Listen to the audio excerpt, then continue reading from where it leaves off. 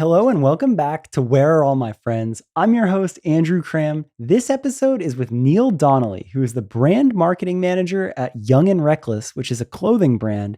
But I am so excited for this episode, so much more than his job title. Now, we do talk a lot about what that job is, and it's a remarkably cool career to have. And he breaks that down, and I can't believe that I haven't had a brand marketing manager on the show before, because damn it, it's a cool career. More so than that, Neal is such a rad dude who has influenced culture in such a rad way. He grew up skateboarding, was into the graffiti scene, has been a part of the streetwear scene, has been a part of a podcast, started his own podcast. So hearing him tell his story was incredible. He also shares such a beautiful, insightful outlook on life and how your experiences stack up to bring you to what you're supposed to be doing, and how every bit of those experiences are worth it, and how he views life coming together in a really beautiful way. All in, I was just so inspired by him, and he didn't even realize it, but being a part of Young and Reckless,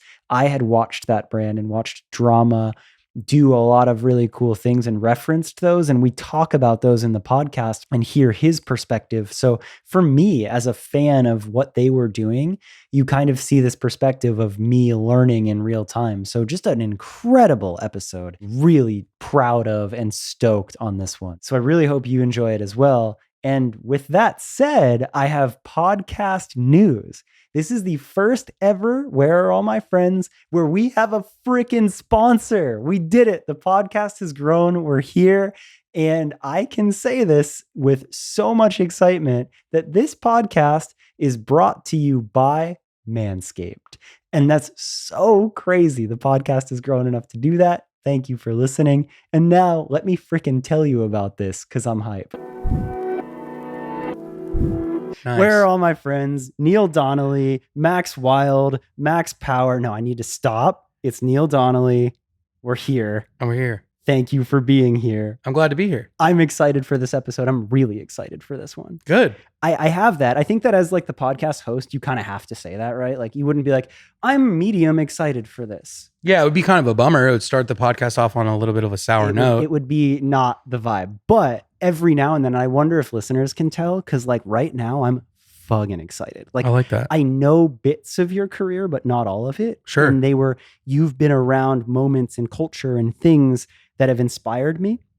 And those are my favorite episodes. So I wonder if a guest, like, could they tell that that wasn't the case? Like if I had somebody and I'm like, I'm excited to have you on. I don't know.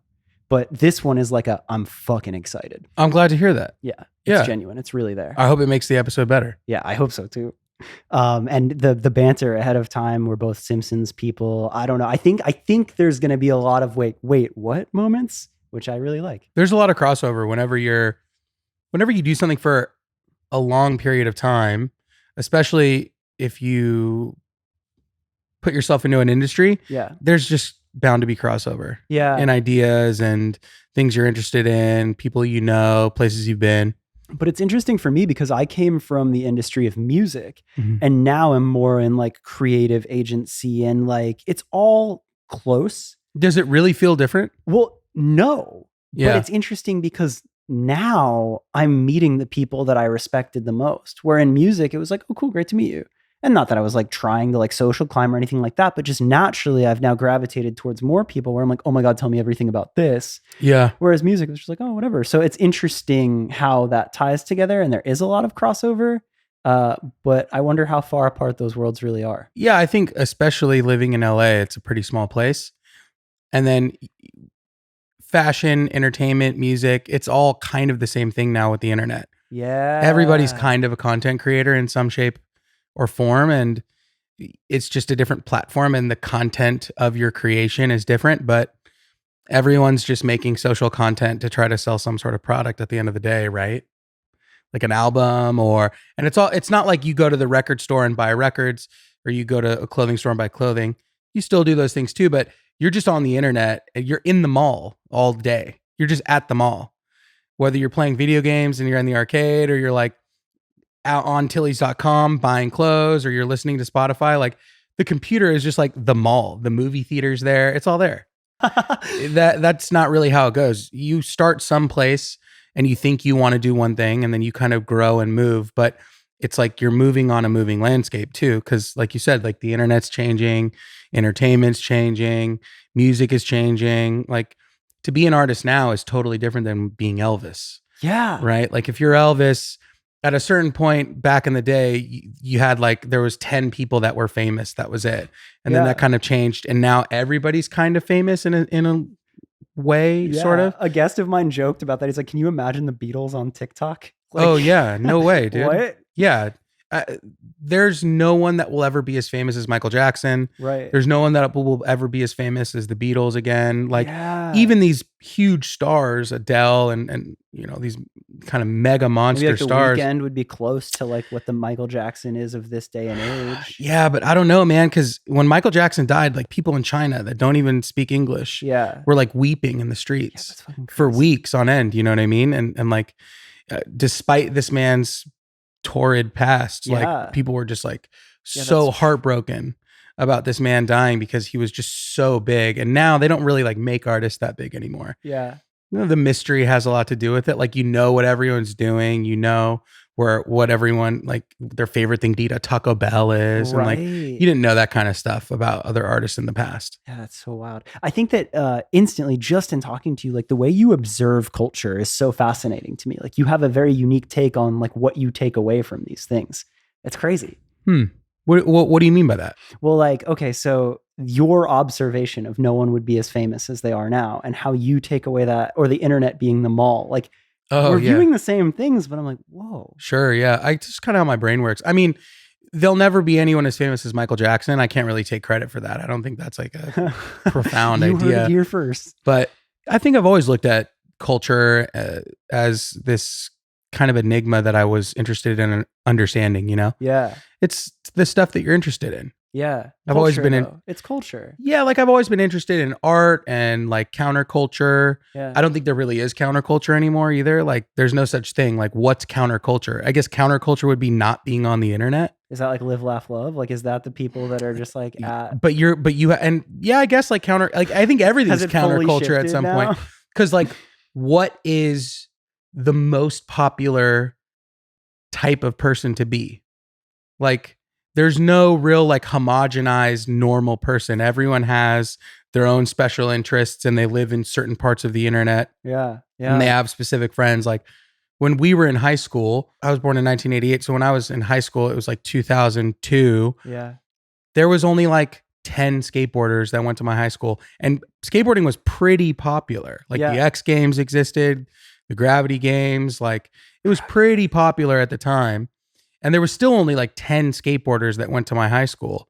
And now there's like probably 60 skateboarders that are all sponsored that go to every school in LA, you know? But the same is like, you can live in like a certain part of the internet where you could walk outside and nobody knows who you are. Mm-hmm. And the second you sign online, there's people from all across the world that are just like, oh, I can't believe you're here right now. Yeah, it's the meme. It's the guy standing in the corner. It's like, nobody knows I'm... Yes, exactly. Exactly. So like, I kind of got far away from the point, but I've always been interested in that. Like I've always had interest in people that do cool stuff. Yeah. And I think that made me kind of want to be one of those people. Yeah. But it also made me just interested in why they do it or how they do it. Yes. Like when I was a kid, I remember asking one of my friends, I'd just gotten into graffiti, and I asked my friend, like, how do you know like where artists are? Oh, wow.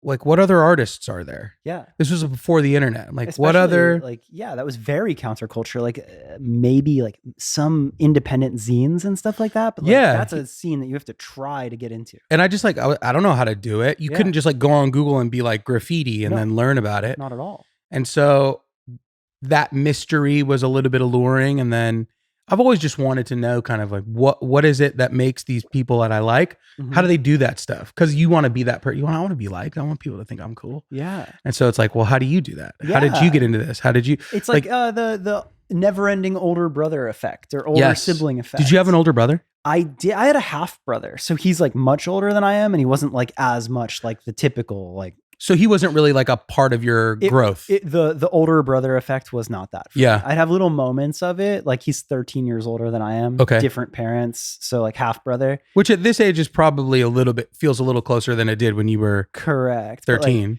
I remember he had like a pickup truck with a subwoofer and I thought rap was cool. That's cool. Like, yeah. But like I didn't like grow up with him. So I didn't see that. But like that effect, like you meet that kid that's that little bit older than you and they have that thing they're into and you're like, yo. I didn't have an older brother to teach me like what was cool music or, you know, what was like, how do you pick up chicks? Like none of that. So I think I kind of like sought it out in like all these different places with all these different people. Well, okay. So that's perfect because I kind of wanted to ask about like your early days of like leading up to what you're doing. And actually I got so in it. So normally I'll say for a listener who doesn't know who you are, a quick explanation of who you are and what you do. Sure. So right now, who you are and what you're up to right now, explain that. And then we'll go back. Yeah. So I'm a brand manager and I work in marketing. Yep. I've always been interested in telling the story of a brand from the ground up. So I started out doing design and like creating logos because that always felt like an interesting part of storytelling. I was always interested in like really cool logos where you knew exactly what the brand did, but it was kind of, it wasn't too overhanded. It felt a little subtle. It was like, oh, I can see how that's actually a wrench. Oh, these people must work in the auto industry. So I've always been interested in telling a brand story. And so at this point in my career, I'm a brand marketing manager. I work for a company called Young and Reckless. We sell like young men's and young women's clothing. The way I explain it to my parents' friends or, you know, the guy at the store is anything that you as a customer or a fan see from us is part of our brand story. And it's my job to make sure that our brand story is cohesive. So what we say, how we say it, what we look like on the internet, who we talk to, who we interact with, who we partner with. Those are all things that kind of pass through me and to the team of people that I work with so that when you look at us, you know who we are and what we're about. Yeah. So then when you look to purchase something from us, you go, oh, this is what I'm buying into. This brand is this XYZ. Yeah, this is what they stand for. This is who they are. This is who I am going to be by participating in wearing this brand. Exactly. Like a great mentor of mine once told me that a brand image done well feels like a person that you know. And so when you're trying to develop a brand image, just think like, who would this be as a person? So, you know, you think about, it's easy nowadays because everyone is a brand. Yeah. And so it's like, well, Andrew, like what's your personal brand? It's like, it's pretty easy because you know what you like. Yeah. It's like cool self-improvement, cars and fucking, I don't know, photography. Or right. whatever. But, and because you know who you are as a person. Right. But when you're developing a brand and developing it with all the people that I've worked with in the past, it's like, you have to answer questions like, do we like The Weeknd or do we like Drake? Right. Or do we like MGK? Yeah. Or do we listen to classical music? It's like, you have to answer those questions as like a brand. It's like, well, what does that even mean? Yeah. And so when I was taught that, like, just pretend it's a person. Who is this person? What are they like? And sometimes your brand is multiple people. Yeah. And that changes things a little bit. Yeah. But that's the way that I look at it. So who we are as a person, I guess, would be kind of the way that I describe my job. Tell me that title again. The official. I'm the brand marketing manager. So you can be a brand manager for a company, which means you kind of oversee all of the moving parts of a brand and you touch all these different things, making sure that everything is running well. Yep. Like and logistically a little bit more. Yeah, kind of. And then brand marketing manager is the same kind of thing, but just for the marketing department. Yeah. So it's really kind of, I always say it's the fun stuff. Like it's one of the few like jobs within a brand where you get to just do kind of fun things. Wow. Well, okay. So now, like, to explain why I'm so excited to have you on the podcast is I think that you're just a rad dude from the little interactions that we had. But in addition to that, the job that you have is one that I haven't had on this podcast. And as you explained it to me when we first met, I was like, that's fucking cool. And my idea with this podcast is to share all sorts of creative careers, to like have a look into that and help people kind of find that thing that they love. And I just loved your mind and how you explained that. So what better person to explain that job? But then also with Young and Reckless, that's a brand that I've been familiar with for a long time. And I've Yeah. seen that journey and it's kind of interacted with my life in a couple different ways. So I'm like really curious to hear, like, you've been there, I mean, almost since day one, right? Like you're Not pretty quite. okay. So we've been around for this is year 13 or 14. I'm not too good at math. But I've been there. This will be my 8th year. Okay. I So mean, the brand was still like though, pretty like, established by the time that okay. I got there. But you have time in now. So Yeah, you weren't most like very definitely. beginning. Okay. Yeah. Yeah. But like just that, and then also just your understanding of culture. So for all those reasons, I'm just like, yo, fuck yes. So having explained that now, I guess take me back that little bit. You started to like allude to it a little bit, but like skateboarding, graffiti. But like, did you grow up here in California? Like, what got you to the point of caring? I grew up in Riverside, Oh, which okay. is like a suburb of, I guess, kind of LA. It's pretty far away, but we are a city, but we're not quite a city. Yeah. If you live there, it feels like a city until you move to a real city. And you're like, okay, this is kind of just like a place where people live. Yeah. There's a culture and there's a community and stuff. But I grew up in Riverside. It's a great place. I grew up skateboarding and doing graffiti and kind of like street art. Very early on, I got inspired by skateboarding because my neighbor did it. Oh, yeah. And he was like, So that was like the older brother. yeah, he was just like the coolest. I mean, I'd see him and his friends smoking cigarettes and like drinking beer and skating a box in the front yard when they were like 15. And I was like, dude, this is just like the coolest thing I've ever seen, you know? And you're like 13? I think I was probably like 2 or 3 years off from them. Yeah. Yeah, So yeah. I started when I was 13. And it just so happened that the year that I started, a skate shop opened up like a mile from my house. Oh, wow. And so I just turned into a total skate shop rat. And I'd go there every day and like bother the dude that owned it and just like ask him a million fucking questions. Yeah. This place is called Crooks. It's still open to this day. So it's been open for 20, I think this is 23 years. No, this might be 22. It opened in 2001. Wait. So it's 21. They just turned 21. Yeah, that's it. So they're old enough to drink. It's the best. A brand is a person. They're old A enough brand to as a drink. person. So I just grew up skateboarding, and then that kind of led me into street art around the same time.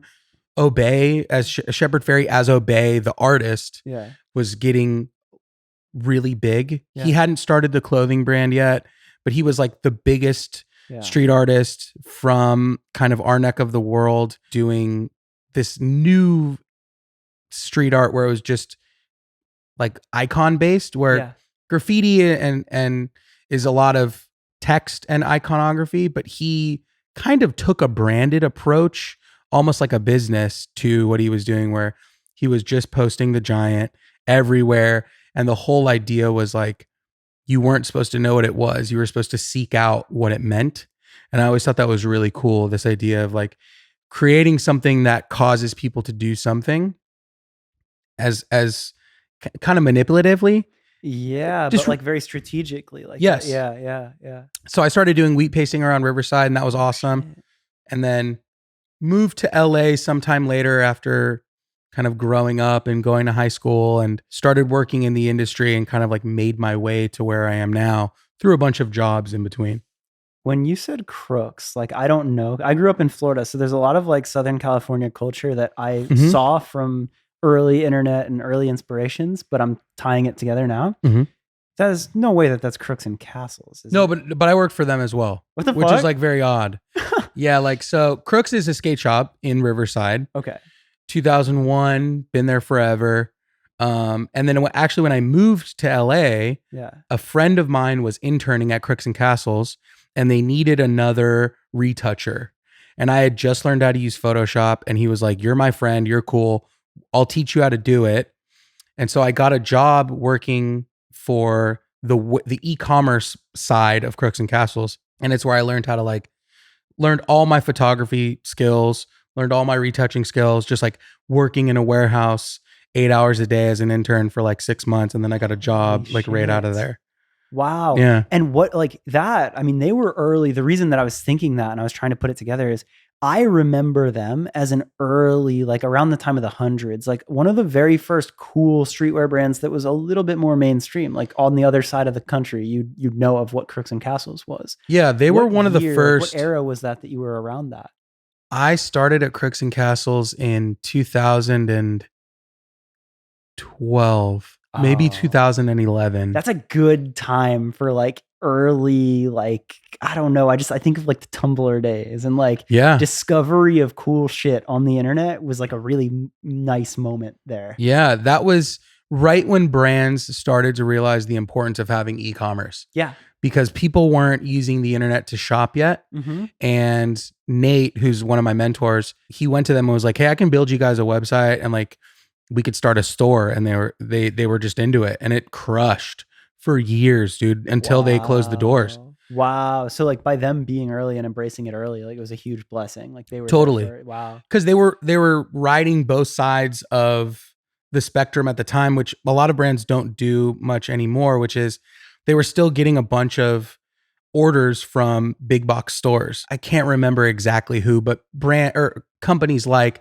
the PacSuns and the Tillys and the Zoomies and the Yeah. Buckle and those places, Yeah. big mall stores, mall core stores, were still ordering tons of stuff because that's where most people were shopping. Yep. But then they started this other place. They started a box store inside of the internet, which like Yes. we thought of like was so weird at the time, where you make more money, it costs less money to do everything, and the world is kind of open for business. So that was not quite the beginning of e-commerce, but in the streetwear world, they were one of the first. Them, Diamond, the Hundreds, yeah, Yeah. one of the That's first people to do it. how wild, like randomly that you were a part of that. And now to tie into like where you're at, like I feel like that had to have been so foundational for you, like learning those bits.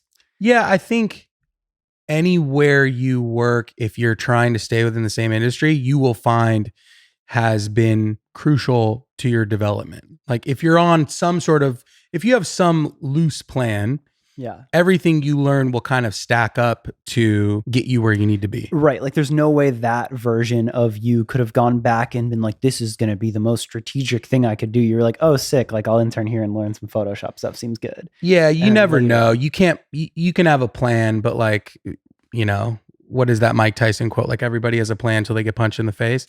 Like you take like that kind of, you'll take a beating Right.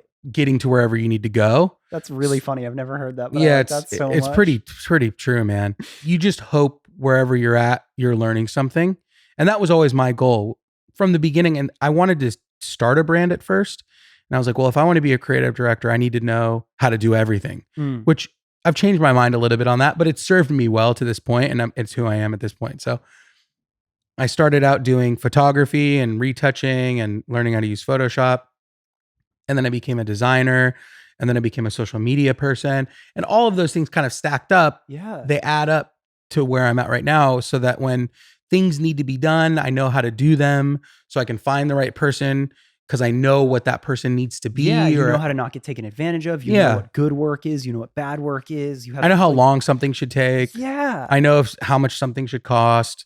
Okay. Wow. Yeah. This ties into another part of you from me, like meeting you and then doing a little bit of research that I'm fascinated by is in discovering more about you, like what you just said there. Like you've done a lot of things, Mhm.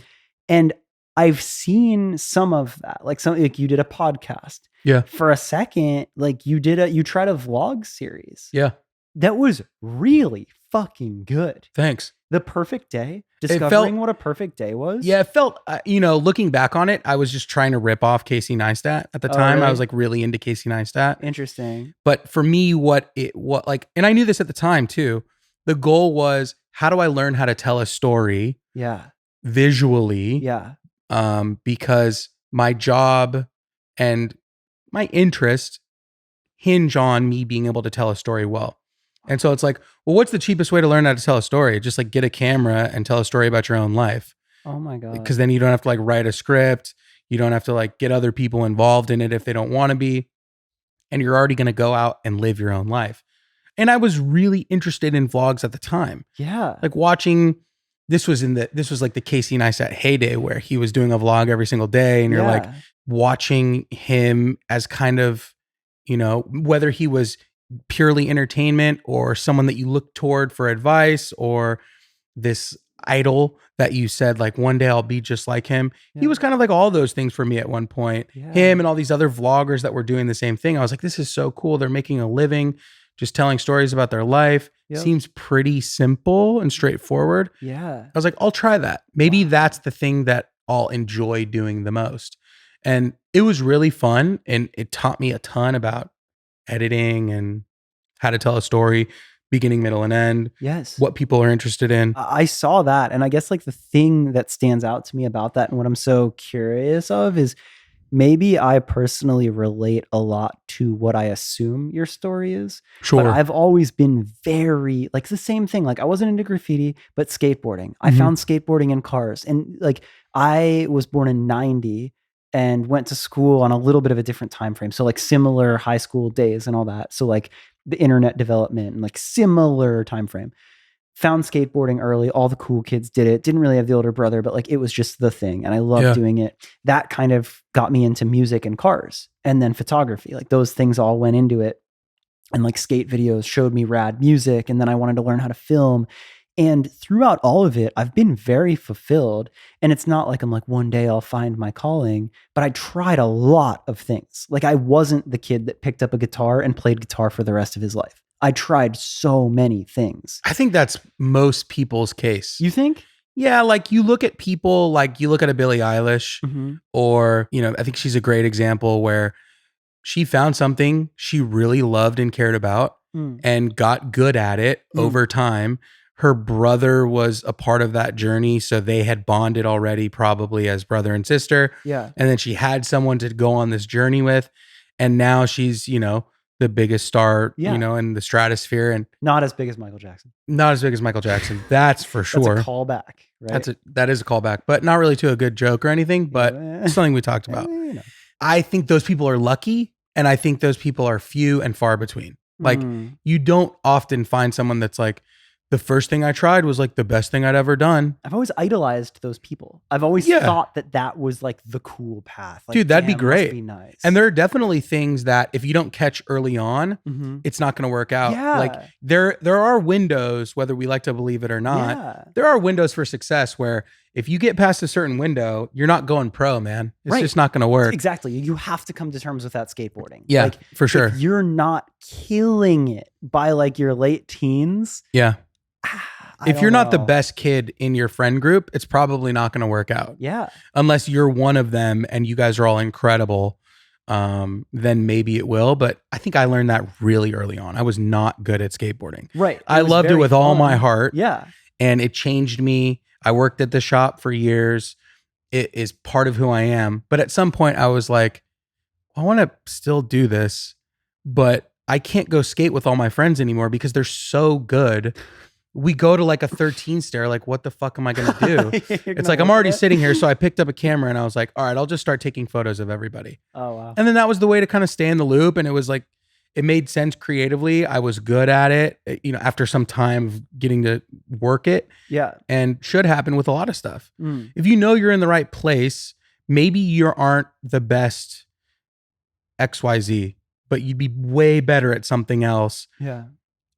You have to be open to life surprising you and taking a complete U-turn, because if you knew what you wanted, it would be a miracle. Yeah. I think we're convinced that we know what we want, and then you're presented with what you actually want. And you're like, oh, I didn't really want to, you know, be a movie star. I just wanted to hang out with my friends all day and make silly videos. Holy shit. Right. And you're like, Yeah. oh, maybe I'm the guy behind the camera. Maybe this is way more fulfilling. You find out that the thing that maybe has the less glamorous title is actually all of the points that you gave a shit about. And it's the most fulfilling part. Yeah. And if you are confident enough in yourself to agree to that, I think it makes life a lot easier. Yeah. Holy right. shit. Like once you realize, oh, maybe I'm not the guitarist, but like I could be the manager. Right. And I still get to do pretty much everything the guitarist does, except be on TV.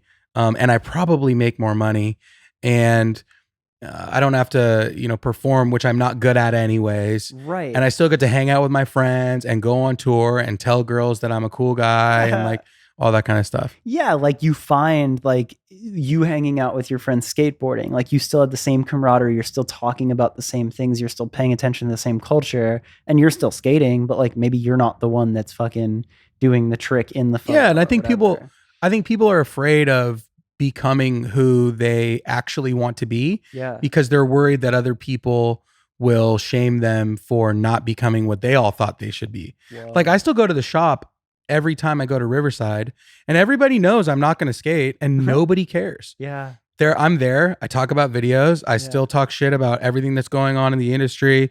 We look through magazines. We talk about the newest, part that got put on the internet. And then they'll all jokingly ask me to go skate. I'll tell them no. And then they'll just be like, all right, whatever. And then that's it. Yeah. And then it's fine. Nobody cares. Yeah. And you're still just as fulfilled. Yeah. And like, it was just as fun. And I don't have to like maybe get a new knee in 2 years. So I think figuring out what you want to do. Yeah. If you can get it out of the way, go for it. Yeah. But if it takes time, it doesn't mean you're late, and it doesn't mean it's never going to happen. And in many ways, your experience, I think, speaks to this as well. You know better where you're supposed to be is the right place because you've gone through a bunch of different things and picked up good stuff and bad stuff. Yep.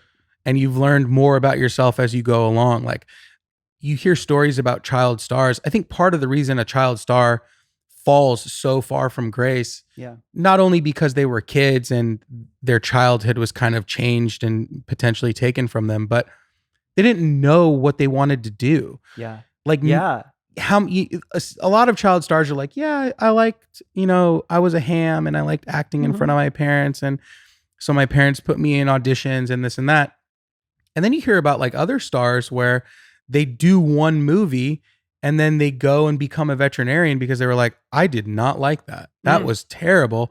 And they kind of dodged the bullet of their life getting ruined because they got stuck in a weird little rut from the beginning. So I think you might be luckier taking that path and like meeting all these different kinds of people and figuring out what you really like than like just being stuck. Well, okay. So so with you saying that so beautifully, I guess the theme and pattern that I see in your life that I relate to so heavily is like, you've tried a lot of shit.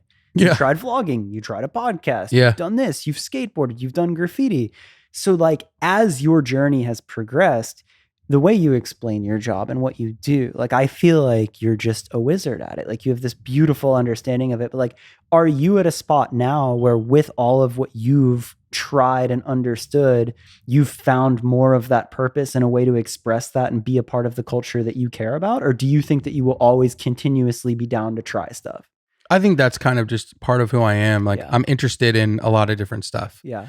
And if there's something I like and I think about adding my own spin to it or how could I participate in it on a different level, I'll always kind of try. Yeah. And when things work, I might pursue them further. And if I enjoy something, I'll for sure pursue it further. But I think that there will come a time and there are things in my life that I focus on and will kind of be a constant throughout my life. But I'm down to clown, man. I'm here to have a good time. I'm here for a good time, not a long time. God. So like, why not just do something fun in the middle? Make sure you can pay your bills and stuff, or maybe not. If something calls you, go for it. That makes a better life. Like a lot of people's lives are, especially like our parents or our parents' parents, were like kind of one note. Like my mom, God bless her, had the same job for like 40 years. Holy shit. And that was kind of common. Dude, it was super common and it was stable and it made a life that I could live. Yeah. But I don't know if I could do that. Yeah. Especially with how many opportunities exist in the world and just kind of the way my brain works. Like I'm always looking at stuff like, oh, that'd be fun. That'd be fun. So like, why not go for it? And if it's all leading towards somewhere, that's great. Yeah. And if it's not, who cares? Well, what's fucking crazy as I understand your story is like, you're saying like a way that I can participate if I think that I can add something to it. Right. Yeah. So like in you picking up a camera around skateboarding, in you wheat pasting or getting into graffiti, in you trying vlogging, all these things, I'm realizing now as I talk to you, has made you that much better at all the stuff you're interested in. So it's not necessarily like, oh, I tried this and I completely failed. It was you just being like, oh, fuck, I love culture. I love being around these things. So I'm going to do it. And then you learn from it. And then you keep going and you keep adding to it. And that is you. And like, that's all together, like you just loving culture and being a part of it. Yeah, I think if you're following what interests you and you have some general plan, I don't think you can like go off the rails completely in 100 different directions and expect something to kind of tie everything together. Yeah, like you kind of have to have some focus, at least when you're doing the thing. Yeah, and I think that focus could be logically where you're like, oh, I kind of want to go in this direction. Or it could just be a better understanding of yourself. Like if you know what you like and you truly like it and you're not doing something to be cool or because other people are doing it or because you're afraid. Yeah. If you're doing stuff that you're generally interested in, you will kind of reveal yourself to yourself. Like there's this incredible outlook on art in the Western world versus the Eastern world. And in the Western world, when we think about how art is made, commonly we think of like a blank canvas and then you add to that canvas to create something great. Yeah. Whereas in the Eastern world, a lot of art is seen as a slab of marble and things are weaned away from it to reveal what it truly is.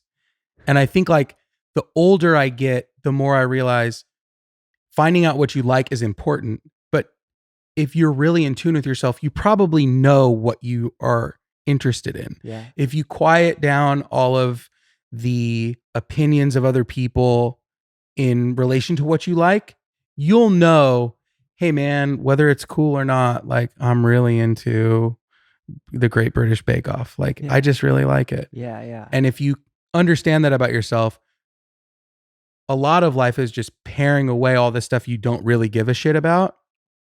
And then you'll find like, oh, you know what job would be great? A brand marketing manager. It's like all this stuff I kind of like. I like to tell a story.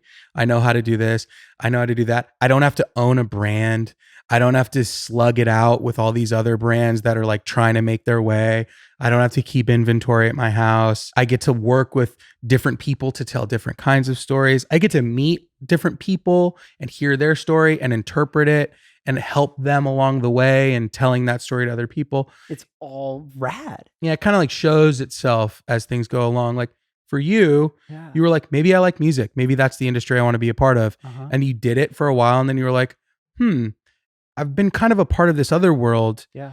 And I think maybe that's a direction I go. And instead of going, oh no, man, like maybe that's bullshit. It feels like you understood yourself and you were like, I think I like it. Yeah. And so I'm just going to go for it.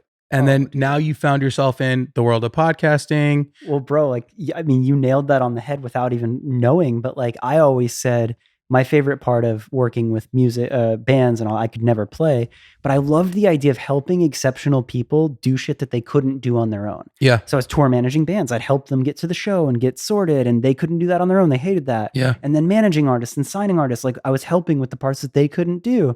And then with the podcast, I was like, wait, I can share conversations and inspire people to do things they wouldn't otherwise be able to do and accomplish new things. That's my favorite part. And it's in a different form. So it's literally what you're saying. I never would have thought that, but I find it so much more fulfilling than the same thing that I was trying to achieve in music. Yeah.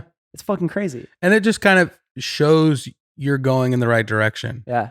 I don't necessarily believe in fate, but I believe in this idea that history proves the past to be true. Whenever you get in a place where you're like, fuck, man, I don't know if I should be doing a podcast. Like, I don't know if this is really where I'm supposed to be right now. It's like, just think about what got you here. And you're like, oh, well, of course I'm supposed to be here. Right? Like I worked in music. I slugged it out and figured out how to make a career out of it. I worked there for a while. I started to kind of imagine what my life would be like if I was talking to people that I was interested in. XYZ further, and now I'm here, right? Yeah. Like everything kind of adds up if you're listening to yourself and you're like kind of trying to tune out what might be working for other people at the time. And you're like, or other people's opinions of who you are, or what you should be. Things just constantly, hopefully, will point you in the right direction if you're kind of in tune with that. That is such a beautiful way to say that. Like everything you shared here, like it's so much of the theme of this podcast is that. And I think the way you broke that down and share the story is so fucking relatable and so cool. Like, They typed that whole thing on a fortune cookie that I got before I got here. dude, that's I've been to that. It's I forget the name of that Chinese restaurant. They Panda have the Express. best. Yes, they have the best fortune cookies. Yeah. Yeah. Yeah. That you go there too? The rest of this podcast is probably going to be garbage. There's only 'Cause so the much. fortune Yeah. cookie ran out. There's only so much they can put on it. They only give you 3. It's like I ordered 2 combos. Yeah. 2 combos. Yeah. 3. Or double orange chicken, Yep. half and half. Yep. And then I order beef and broccoli with a General So, half and half. But I do half white rice, half fried rice. Yeah. Do you get any lo mein or is that That's the half and half. I do chow mein Oh, okay. and fried rice on one, and then Wait. white rice and fried rice on the other. Okay. I'm a sucker for fried rice. Yeah, that's good. 3 fortune cookies. I'm like, dude, I'm on a podcast for an hour. Yeah. And you've got what, like 35, 40 minutes of material? And that's it. Fuck. Yeah. Maybe I have a pivot here. Maybe plug an ad right now. Okay. Just dump an ad in there. Actually, that's great because we have a sponsor. So then maybe if it fits here, then Deanna, we just go, it is with great pleasure that I say that support for Where Are All My Friends is brought to you by Manscaped, who is the best in men's below-the-waist grooming. Their products and precision-engineered tools for your family jewels. Manscaped's Performance Package is the ultimate men's hygiene bundle. Join over 4 million men worldwide who trust Manscaped with this exclusive offer. That's 20% off with free shipping at manscaped.com. Use WAAMF20. God, that feels so cool to say. Unlock your confidence and always use the right tools for the job with Manscaped. Boom. Specifically with Young and Reckless, because this is fascinating to me where in my journey, I found Short Story Long pretty early on into it coming to be a podcast. How did you find it? A mentor of mine in music. His name is Johnny Minardi, comes up a lot on this podcast. Big shout out to him. Love him. Him and I have always kind of been into like the personal development improvement thing. And he sends me the Deer Deck episode. And he was like, yo, remember that show, Fantasy Factory? I was like, yeah, of course. And he's like, yeah, the dude Drama did a podcast and he's like super smart and he talks to Rob. It's crazy. And I was like, oh shit. It's the first time I found a podcast that wasn't like I don't know. Like I just felt like podcasts were a little different. Like it was like a specific science thing or it would tell you a thing and it wasn't so conversational. And I didn't realize that like young people in culture were talking like that. So I heard it and I was like, oh my God, listen to that one. And then I listened to the P-Rod one and a couple others. And I was like, these are all the people that I grew up loving. And the Drama's like actually so smart. Like, wow. Like his whole thing. He's like, yeah, people thought I was an idiot. And then I started a show and like, I actually care about this and it worked. Yeah. And I was like, oh my God. I mean, how smart do you have to be to play an idiot on TV and let people think you're stupid? Right. So you could make a ton of money and like develop a career off of a TV show where everyone thought you were a fucking moron. Dude. It's brilliant. It's fucking, it really like, is. So much endless respect. Yeah. So, and you meet Drama for 5 minutes and you're like, oh, that was a character. And then the best part is you feel like a fucking idiot for thinking like, yeah, reality TV is not real. Yeah. He played it so well where you're like, I got. Yeah. But yeah, so I found that podcast. Loved it. Like so inspired. Huge inspiration to me starting a podcast. Yeah. And in that, I would see Young and Reckless. They had sponsored they had sponsored like a random party at South by Southwest when I was deep in music world. And I'd seen the brand, they launched it on the show. So I'd known it. I can remember the flyer, but I don't remember who was on the show. Right? The flyer looked like a hamburger. Yeah. And it was yellow. Holy fuck. I don't remember who was on the show. Maybe Post Malone? No, it wasn't that big. No? I mean, granted, it was a while ago and he wasn't as big as he is now. But yeah. But yeah, something. It was we like used to do a lot of stuff with South by Southwest. Yeah. Mm-hmm. And I was like, oh shit. So I remember like little ebbs and like it's Y&R has just showed up in my life in these crazy moments. And I think the thing that I was curious for of you is you explained so well what you do, but it's actually with a brand that I understand and I've seen different evolutions of the brand. Mm-hmm. So I'm so curious of like your view on these times and these eras. So for me to go back to when I found that, I remember Y&R and Ecom was huge. Drama was promoting the brand on the podcast and they were doing a lot of like, I could probably tell that he was trying to like kind of like maybe me on this podcast of like he was definitely trying to learn himself and like figure things out and tell compelling stories, but he also used it in a very non-cheesy way to promote the brand. And every now and then they do like really fun videos, like super stupid skits and shit like that. And I'm curious like what it looked like for you around that time and what your strategy was and like what your take on that era of the brand was and how you've continued to evolve it in your role. Yeah. Because it is a brand that I understand. So we don't have to talk of like the figurative. Like I know that and like Yeah. specifically. So I think that would have been around like 2018. Were you there? Yeah. So at that time, I was in the middle between being a social media manager and then being my role right now. Oh wow. So you were like really just stepping into it. Yeah, and so like all those stupid sketch videos, Yeah. me and my buddy Soup used to make all of those. That was y'all? Yeah, They so were so good. yeah, thank you. They were fun. That's like some of the best times we ever had. Oh Soup my and I always God. joke that we just got paid to tell jokes on TV. Like we would just make we'd come up with a crazy idea and pitch it to Drama. And a lot of times he was like, this is terrible. And then a lot of times, the other times rather, he'd be like, okay, that's the one. And dude, we on the company dime bought like explosives, Mm-hmm. breakaway glass. Like Mhm. we built a wall that someone was supposed to jump through. We like had dudes doing wheelies on Harleys. Like we bought a katana off of Amazon and like chopped up a bunch of stuff and like put a chainsaw through a computer. And like some of the best times at Young and Reckless was Yeah. that era. Really? Yeah, for That's sure, so man. cool to hear because I, from the outside, I would like reference Y&R at that time, and I'm like, people need to like have more fun like this. Yeah. So that's crazy to hear. So the marketing mind of Reckless before and kind of during when I became the brand marketing manager, it was always Drama. Like Drama always had a kind of a bigger vision. And I think in the same way I was describing you and your own personal brand as simpler because you understand who you are and you know what you want. Yeah. Drama always had that for the brand. The brand was his baby. So whenever there was a question of like, what do we do? How do we act? Who are we? If a brand is a person, he knew that person. He was friends with that person. That person was like part of him. Wow. Right? Yeah. He was changing and growing as a human being, but he always had like this vision of what he wanted the brand to be. And Drama's super funny. He knows what's funny. Mm-hmm. And at some point during the evolution of the internet and social media, we were like, oh, funny videos crush. They crush online. And so he kind of just gave us carte blanche to come up with crazy ideas and then make them. Wow. And so that was kind of part of that.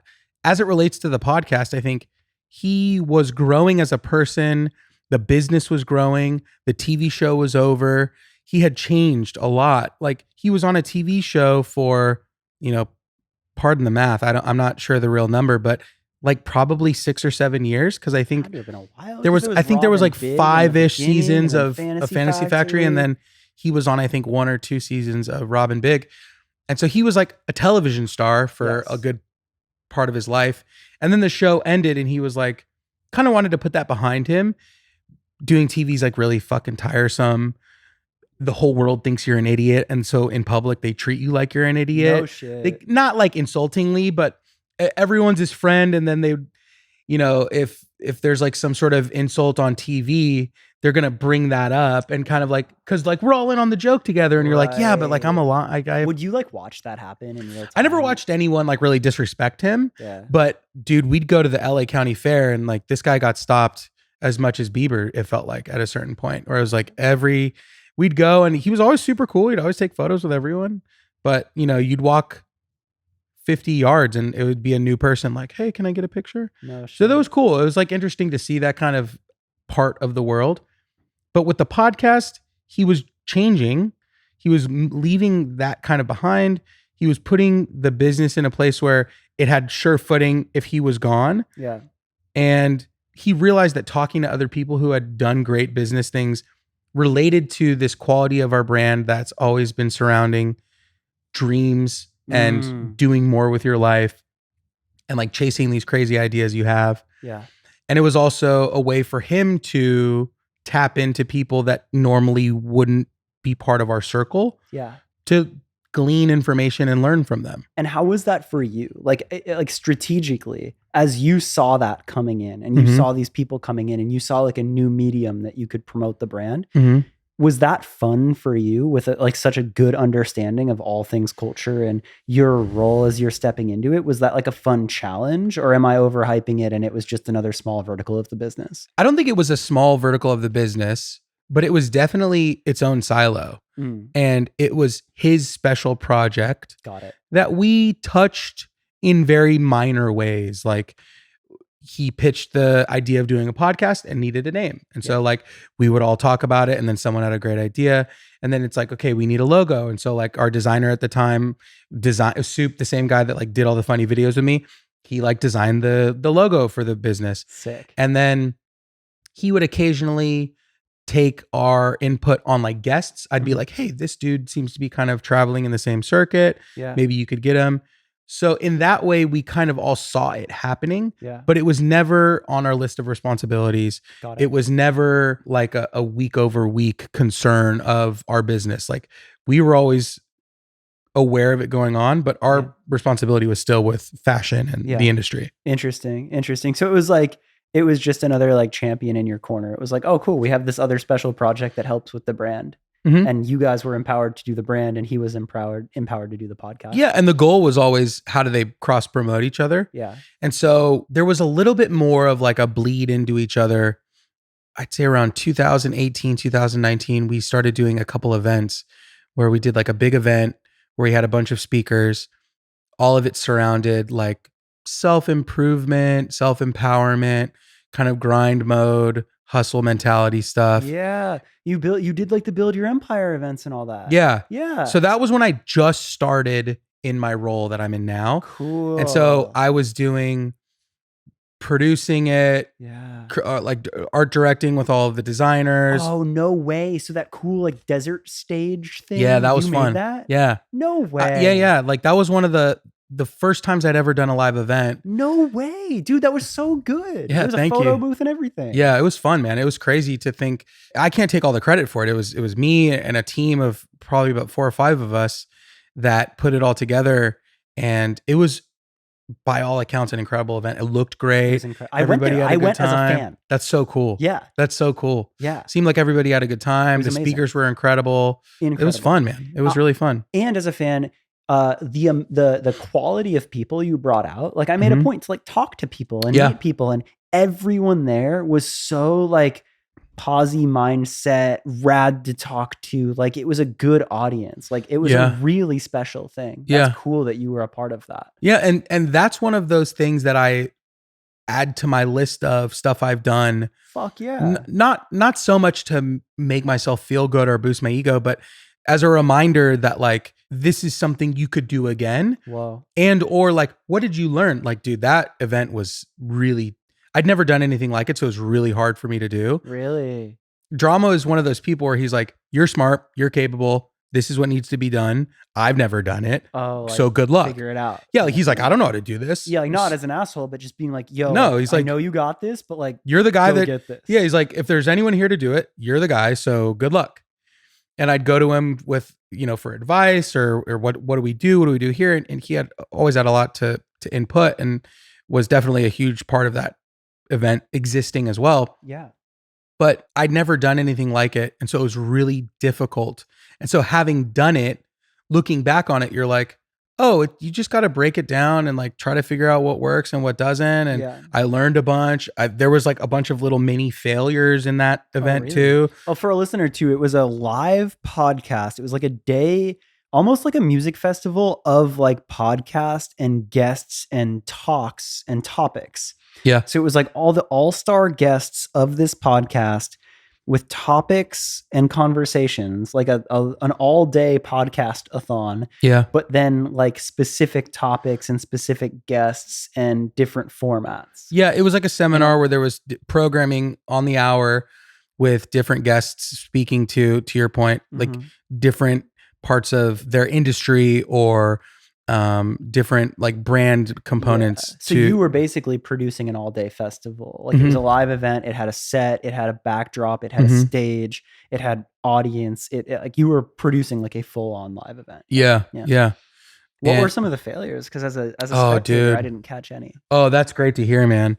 There was like some issues with sound and some like timing overlaps. And then the last speaker, he had like this full visual presentation, and the AV team at the venue was like, "Oh, we've never done anything like this, so we'll just leave it to you." No And way. I was like, if you've never done this, I've never done this." And they were like, "Well, good luck."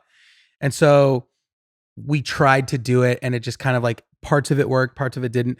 The dude is this guy, Nick Santanasasso. He was like born without legs. Oh. And he has like one good arm and one smaller arm. Yeah. But he's just like this kind of fucking powerhouse of a dude that's like, you know, don't let anything get in your way type of dude. So he made it seem effortless. I can't take credit for you not noticing the failures because he brought all the attention onto himself and kind of like jumped that hurdle pretty effortlessly. But there was just like a lot of like, we built out a booth for the merch and it didn't fit through the door. Oh, fuck. And like, I'd never thought about that. Oh I never considered that like I wouldn't be able to fit the booth through the door. So at the very last minute, we had to like cut it in half and like you make half of it.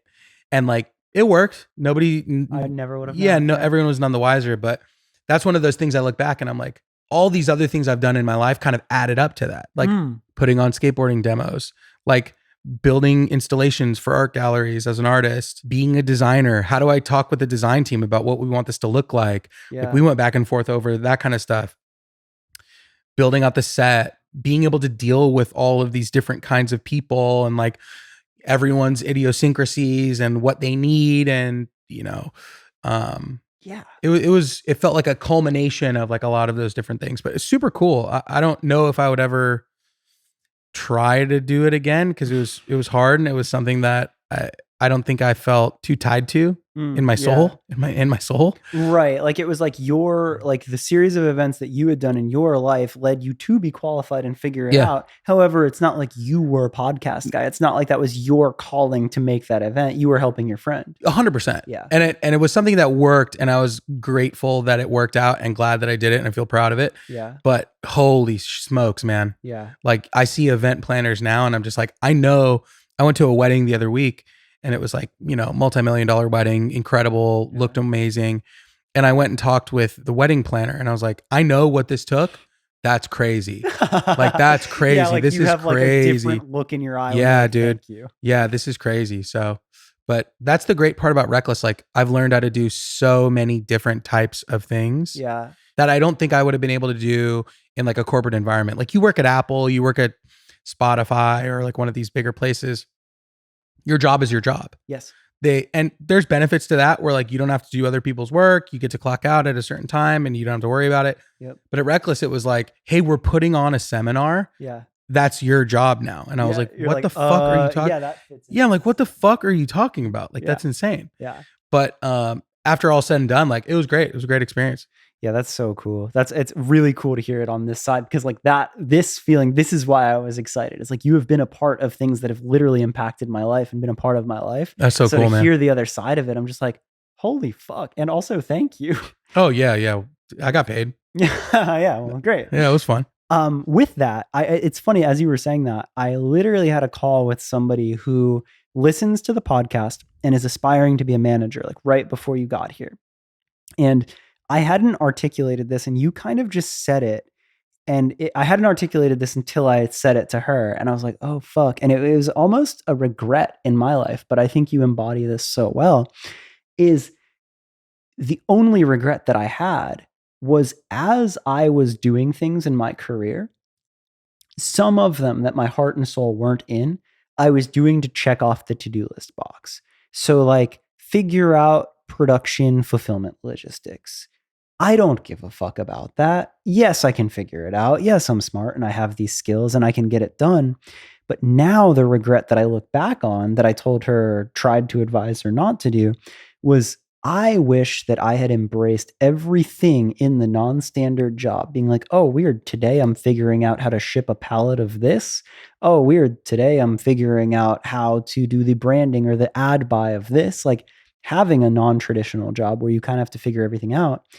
I wished that I had embraced it more of this will all be a culmination or the collection of skills that I will have in my tool belt to make me incredible at anything I do moving forward. And some of the things I had compartmentalized, being like, man, I can't wait to forget about this and never do it again. And that was a big disservice to me because I didn't realize how valuable all these things combined would be for anything. And I think you've done a great job like explaining the Reckless event. I'm like, holy fuck. Yeah. Like you used all the things you learned from everything. Yeah. I think that's a great way to like look back and make yourself feel better about like really traumatic experiences. But also, I think it is important to, if you do know, or you at least think you know what you want to do, Yeah.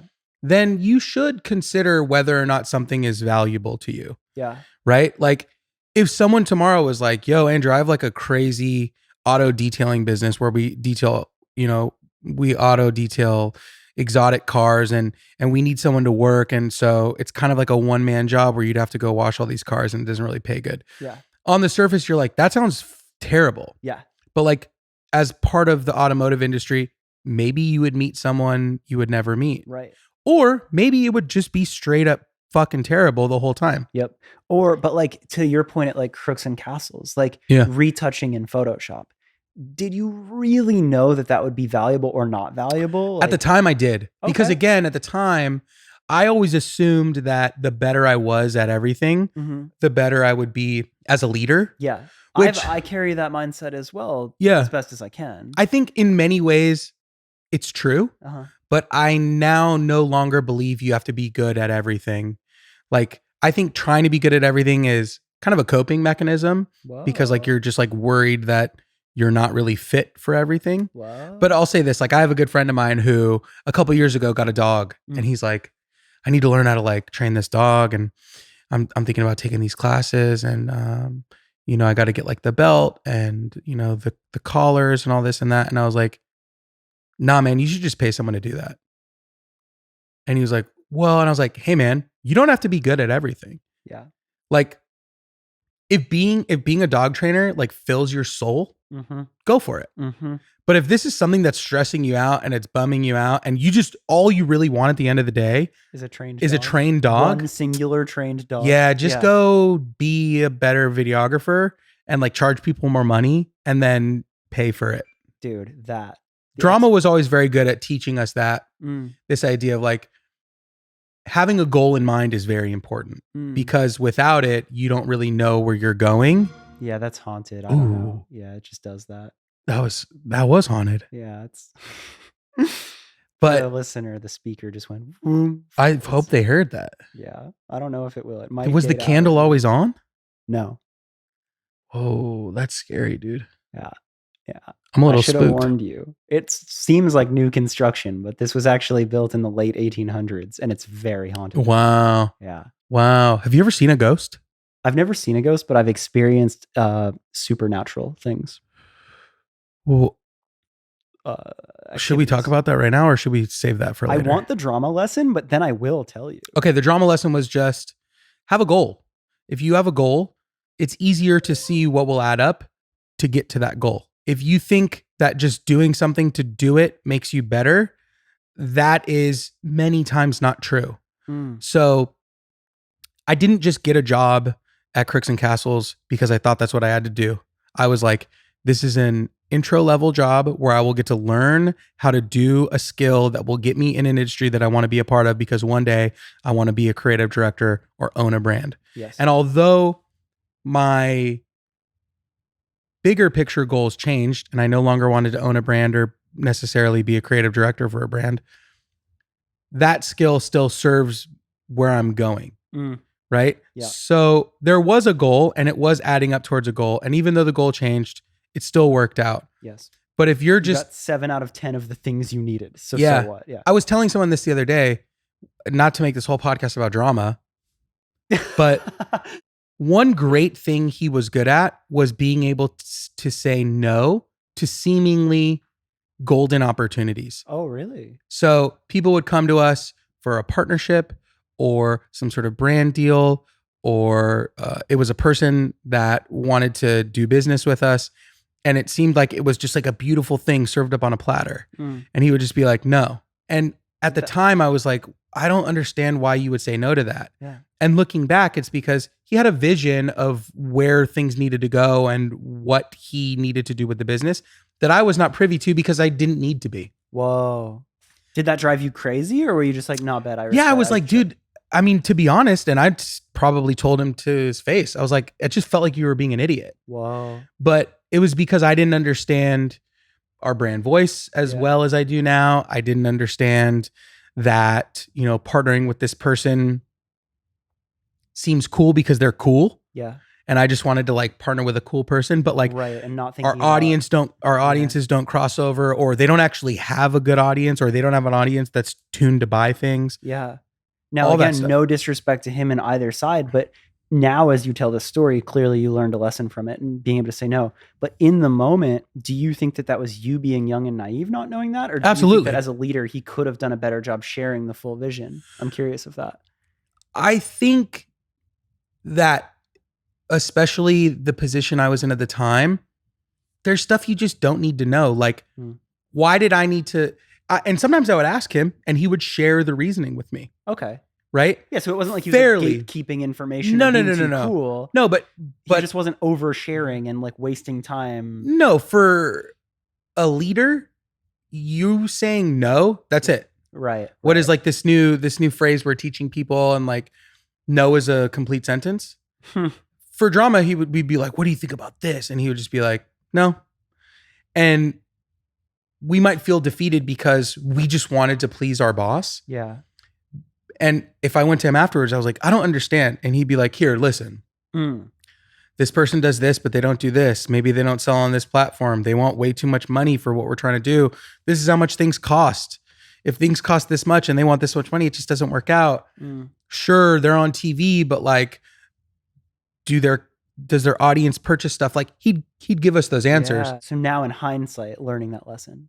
Yeah. In hindsight, it makes more sense now. And it just speaks to the idea of like, you have to have a goal. Yeah. You have to have some sort of goal in mind. Yeah. And although you might not get there in a straight path, right, you'll never get too far not knowing where you're going. Yeah. Like maybe your goal is north. Like maybe you'll go a little bit northeast or a little northwest and it's not direct, but like you're still heading in that north. Yeah.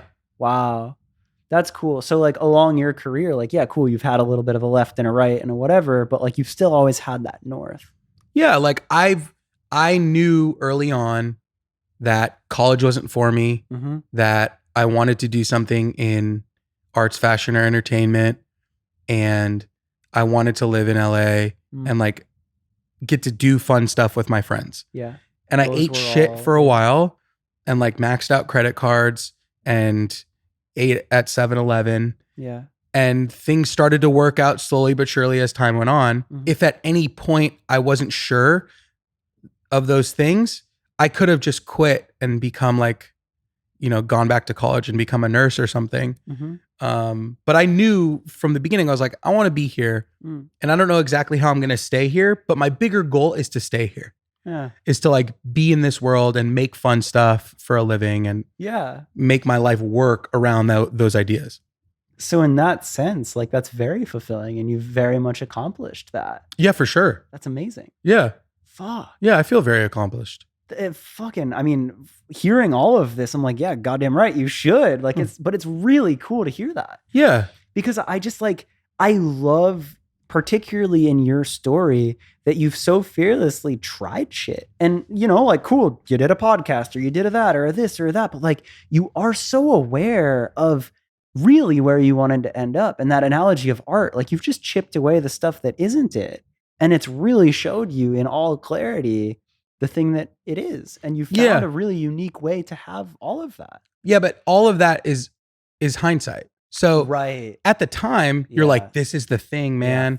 Vlogging, here we go. Right. Here's the first vlog of the rest of my life. Holy fuck. And then like 10, 20 vlogs in, you're like, I don't like this anymore. Wow. And then there's a moment where you feel defeated and you're like, here I go again, man, starting something and not finishing it. But I think if you're sure that you're not quitting because it's hard, and you're sure that you're letting something go that truly isn't serving you, that's important. Like, I'm not here to tell people to quit stuff that's hard. Oh my God. Because like, and that's on a decision only you can make. You just answered that question so well, though, of like when it's time to ditch something. Like, you've done so many things, but the way that you just explained that is such a beautiful way to think of when it is time to ditch something. I think I experienced a lot of that younger with some friends, like seeing them do things that I thought were their dreams. Whoa. And them changing their path and talking with them later. I had a friend who was going to go pro skateboarding and just kind of fucked it off. Like, couldn't stop partying and would get invited on trips to film and would just kind of like blow it. And then I talked to him years later and I was like, what happened, man? And he goes, I didn't realize it at the time, but like, I didn't want that.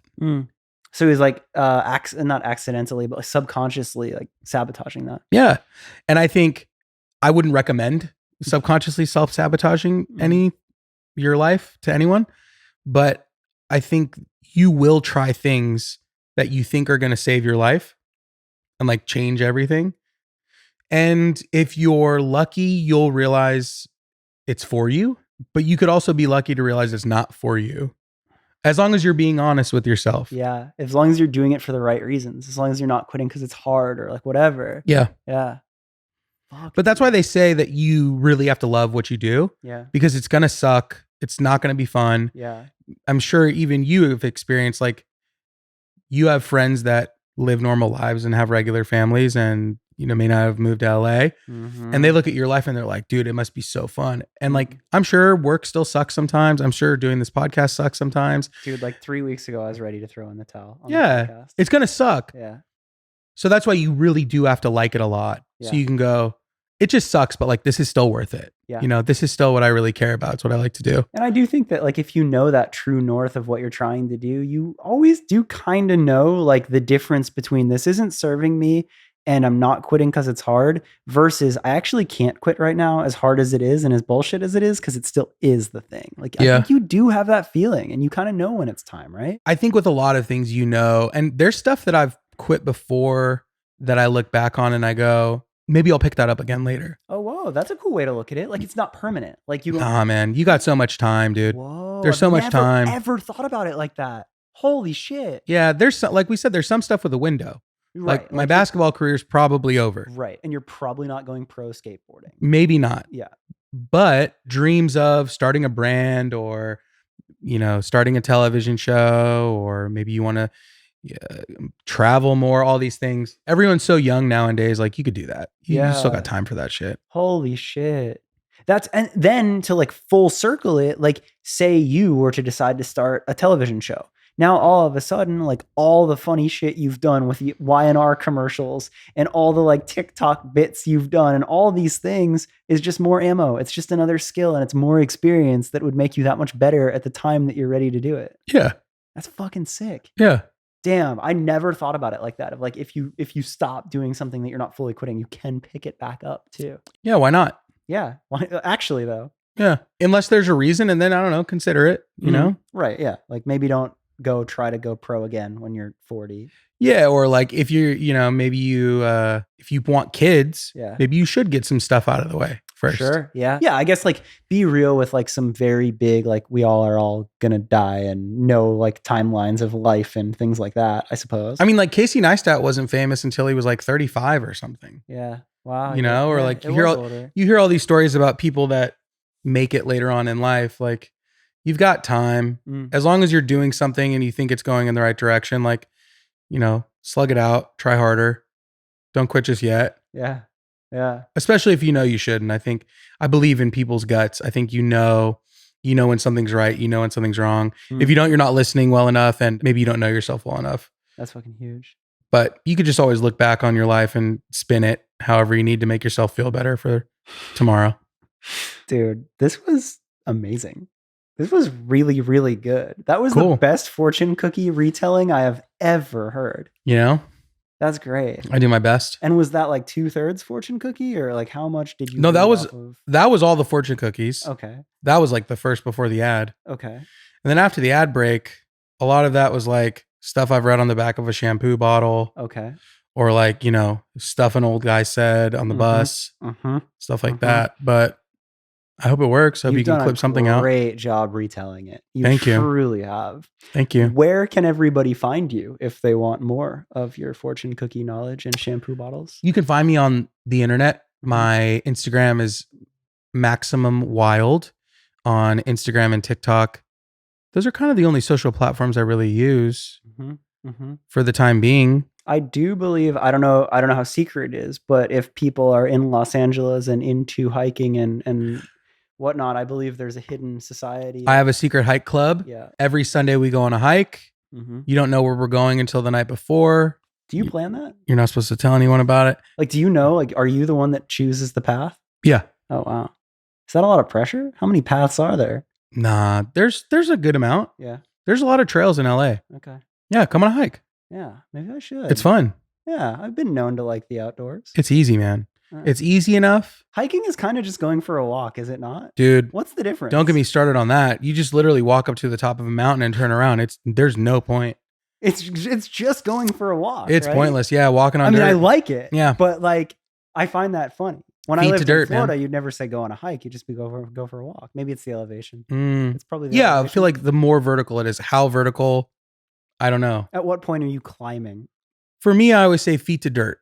Okay. If you're putting feet to dirt, it's not just a walk, it's a hike. And if you have to use your hands, it becomes climbing. Okay. Right? So this is a secret hike club, not climb club. You're rarely using It's a your secret hike club. We're not using our hands at all. Okay. You could carry a coffee the whole way up. No way. And if you carry a coffee cup, people will think you might live there. Wow. Oh, maybe Andrew lives here. I could. Maybe he's just taking the long way up. Yeah. Shoot. Wow. Well, that's great. So that's another part of your life. Yeah. Hope to see you on the long way. There you go. Neal's story. Damn it, I'm inspired by him. It was so rad to learn this story and to hear about all the behind the scenes moments that our lives had like tied into each other and didn't even know it. Just everything he shared. Like I left this conversation so inspired and so excited. And I don't know, sometimes you need that. Sometimes even in doing this podcast, I'll have certain guests where I leave it and I'm like, oh, this is why I do it. And I very much feel that way with this one. So if you got value out of it and you liked it, definitely hit him up, shoot him a DM, let him know, send him a thank you, let me know, send me any feedback that you like. I love to hear it. If you want to go above and beyond, there's a couple things that you can do that help me immensely. The first is simply sharing it with a friend anywhere. Let them know in person, send them a text, post it on social, anything. Sharing this is so valuable, so helpful, lets me continue to have rad guests, lets the podcast grow. That whole process is so helpful, and all it is sharing it with a friend. So please do that. If you want to go above and beyond, you can rate and subscribe to the podcast anywhere where you're listening. Spotify, Apple, leave 5 stars, YouTube, subscribe, all that good stuff. You know how it works. But if you haven't already, that is very helpful. And there is a Where Are All My Friends Patreon, patreon.com/Where Are All My Friends. And like I said, this is the first podcast that was brought to you by a sponsor, which is such a cool feeling. So go ahead and check out Manscaped. All of the stuff is linked there. I genuinely love the product, so that's cool. I definitely don't want to vouch for something that I don't. So check that out there. And with all of that said, thank you so much for listening. I'll be back next week with another episode.